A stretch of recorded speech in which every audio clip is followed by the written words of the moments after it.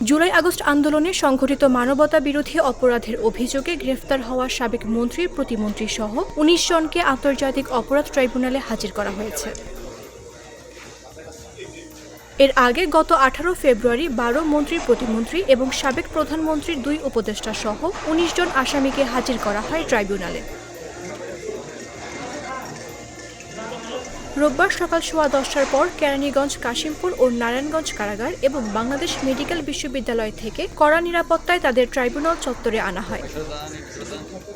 আন্তর্জাতিক অপরাধ ট্রাইব্যুনালের চেয়ারম্যান বিচারপতি মোহাম্মদ গোলাম মুর্তজা মজুমদারের নেতৃত্বে ৩ সদস্যের বিচারিক প্যানেলে এদিন আসামিদের শুনানি অনুষ্ঠিত হচ্ছে। আইনশৃঙ্খলা বাহিনীর কড়া অবস্থান। এর আগে গত ১৮ ফেব্রুয়ারি ১২ মন্ত্রী, প্রতিমন্ত্রী এবং সাবেক প্রধানমন্ত্রীর ২ উপদেষ্টা সহ ১৬ জন আসামিকে হাজির করা হয় ট্রাইব্যুনালে। তখনই আজকের দিন অর্থাৎ ২০ এপ্রিলের শুনানির তারিখ ধার্য করেছিলেন আদালত। মামদুহা রাইসা, জাগো নিউজ।